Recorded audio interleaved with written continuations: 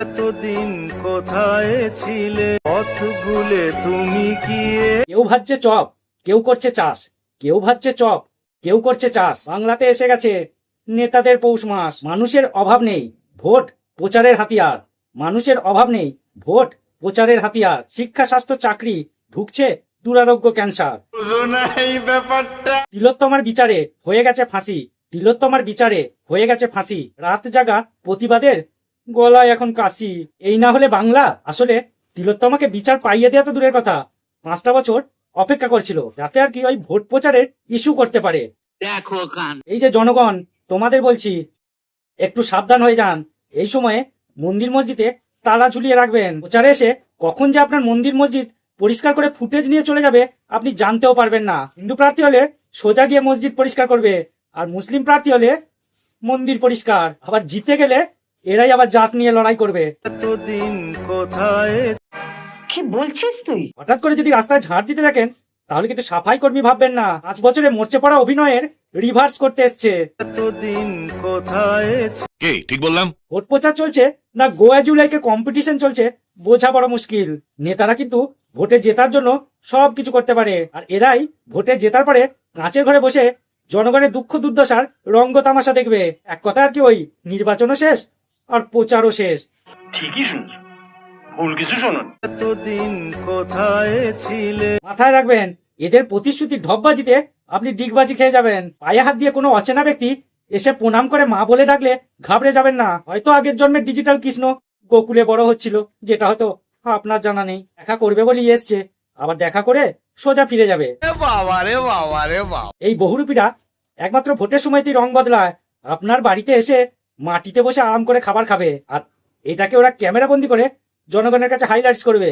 তখন আপনার মনে হতেই পারে, আরে বাবা, আকাশের চাঁদ হঠাৎ মাটির বুকে। আর এই অভিনয়ের খাওয়া দাওয়া সেরি আসি বলে সোজা কাশি চলে যাবে, আর টিকিও পাবেন না। আর এই ভোট মানি মজার উৎসব। সবকিছু ভুলে আমরা নাচতে নাচতে ভোট দিতে যাই, কারণ আমরা মানুষ সালাও মাথা মোটা ভোট দিতে যায় নেচে। ভদ্রভাবে আর কি করে বলবে? রোদ বৃষ্টি ঝড় 3 মাস কষ্টকর, রোদ বৃষ্টি ঝড় 3 মাস কষ্টকর। সিংহাসন পেলে জনগণকেই দেবে ঠেলে। প্রার্থীরা 3 মাসের খুশির ভান্ডার। যদি এরা নিউজ মিডিয়া দেখে তাহলে এদের কনফিডেন্স লেভেলটাই বেড়ে যায়। আগে থেকেই প্রেডিকশন করে দেবে এখানে তো আমিই জিতবো। এরা এত কনফিডেন্স পায় কোত্থেকে এটা বুঝতে পারি না।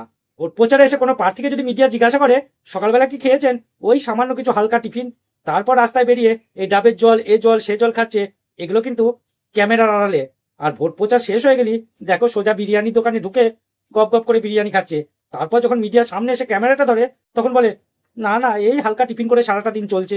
বাহ, এই না হলে নেতা। এতদিন কোথায় ছিলে, সমাজে মূল্যবোধীন ক্যাক্টাস গুলোকে নির্মূল করতে এসে গেছে বিষাক্ত অ্যাটম বোমা। চলো ভোট প্রচারে সার্কাস নিয়ে ভিডিওটা শুধুমাত্র ফানি বা এন্টারটেনমেন্টের জন্য বানানো হয়েছে, তাই ভিডিওটাতে কাউকে ব্যক্তিগত আঘাত করা আমার উদ্দেশ্য না। শুধুমাত্র ভিডিওটা দেখুন আর আনন্দ নিন। আর ভালো লাগলে চ্যানেলটা অবশ্যই সাবস্ক্রাইব করবেন। ঠিক আছে ঠিক আছে। রাস্তাঘাটে মঞ্চে আপনি ভাষণ দিতে দেখবেন, তাদের ভাষণ শুনলে আপনার মনে হবে দেশে এত দেশ সেবক আছে, আগে জানতাম না তো। তারপর ভোট শেষ হয়ে গেলেই মানে আর কি জিতে গেলি টালির বাড়ি থেকে 3 তালা বাড়ি, যেটা আপনি চাকরি করেও ভাবতে পারবেন না। কেউ কেউ তো আবার খেলা শেষ করে ফুটপাত থেকে 5 তালা শপিং মলে বাস করছে, মানে পুরোটাই উন্নয়ন। এত উন্নয়ন হয়েছে যে শিল্প আর শিল্পী সব চুরি করে পালিয়ে গেছে। আর এই ভোট প্রচার এলেই দেখবেন এ ওর নামে ও ওর নামে, মানে কুৎসা রটাচ্ছে ঠিক পাড়ার কাকিমাদের মতো। আর এই ভোট সার্কাসে সব কটা খিলাড়িকে দেখতে পাবে। খেলা শেষ হয়ে গেলি ব্যাস, খিলাড়িও হওয়া আর সার্কাসও হওয়া হবে, চিন্তা নেই।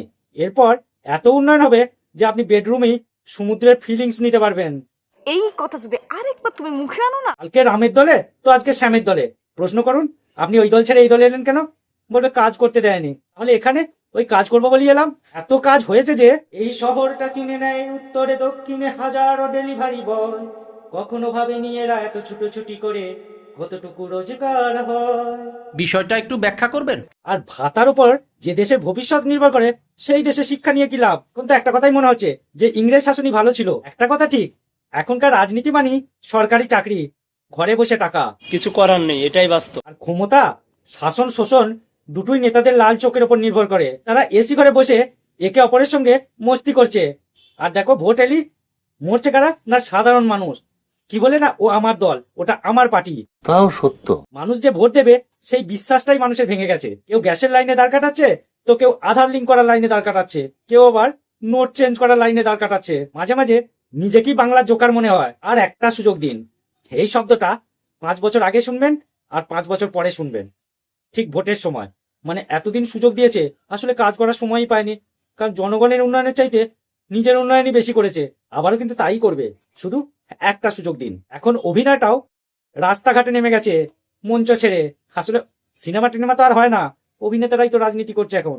কি বলবো, যাই হোক। সবশেষে একটাই কথা বলবো, ভোট দিন। তোমার লড়াই তোমাকেই করতে হবে। ঠিক 5 বছর এলি তোমাদের সামনে সান্ত্বনার ডালি নিয়ে এরা ঠিক হাজির হয়ে যাবে। উন্নয়ন হচ্ছে, হবে। কতটা, চোখ দুটোকে বন্ধ রাখুন। তো বন্ধুরা, আজকে ভিডিওটা এখানেই শেষ করলাম। ভিডিওটা ভালো লাগলে লাইক কমেন্ট শেয়ার করো, আর হ্যাঁ, চ্যানেলটা সাবস্ক্রাইব করতে ভুলো না।